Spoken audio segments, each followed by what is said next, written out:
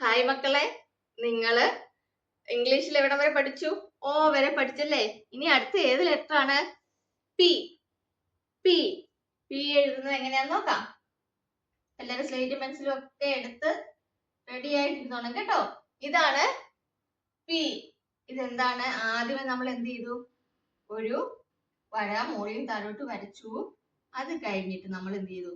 ഇതിങ്ങോട്ട് വരച്ചു. അതായത് നമ്മൾ ബി എഴുതിയില്ലേ? ബി എഴുതുമ്പോ നമ്മൾ എങ്ങനെ എഴുതിയത്? ഇങ്ങനെ എഴുതിയല്ലേ? അപ്പൊ ഇവിടെ എന്ത് വേണ്ട? ഈ പിക്ക് എന്ത് വേണ്ട? ഈ ഒരു രണ്ടാമത്തെ കുനിപ്പ് ആവശ്യമില്ല.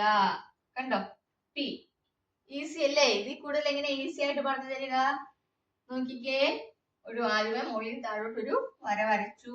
അത് കഴിഞ്ഞ് നമ്മൾ ഇതാ ഇവിടുന്ന് കീഴ്വ് കൊണ്ടുപോയിട്ട് ഇങ്ങനെ എഴുതി. അതായത് സി നമ്മൾ പഠിച്ചില്ലേ? ആ സി തന്നെ ഇങ്ങനെ ഇങ്ങോട്ട് തിരിച്ചെഴുതി. ഇത്രേ ഉള്ളൂ. അതിലും ഈസി അല്ലേ നമ്മൾ ബി എഴുതുന്നത് പഠിച്ചത്? ബി നമ്മള് ഇങ്ങനെ എഴുതി. പക്ഷെ പി എഴുതുമ്പോ നമുക്ക് ഈ ഒരു കുനിപ്പ് വേണ്ട, ഇത്രയും ഭാഗം മാത്രം മതി. അതായത് കണ്ട പി. ഈസി അല്ലേ മക്കളെ? കറക്റ്റ് ആയിട്ട് നേരെ വരയ്ക്കണേ. പി ഇതാണ് പി. ഒന്നും കൂടെ കാണിക്കാം. നമ്മൾ നേരെ മുകളിൽ താഴോട്ട് ഒരു വര വരച്ചു. അത് കഴിഞ്ഞിട്ട് എന്ത് ചെയ്യുക? ഇവിടുന്ന് ഒരു കേവ് പോലെ ഒരു സി ഇങ്ങോട്ട് വരയ്ക്കുക. ഇതാണ് പി. ഇതെന്താണ്? പി. ഈസി അല്ലേ മക്കളെ? സ്ലേറ്റും പെൻസിലും ഒക്കെ എടുത്തു. ഇങ്ങനെ എഴുതിയല്ലേ? അത് കഴിഞ്ഞ് എന്ത് ചെയ്തു? ഇങ്ങനെ എഴുതി.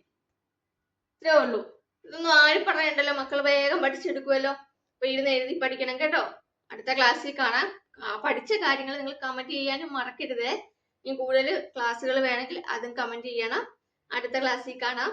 ബൈ.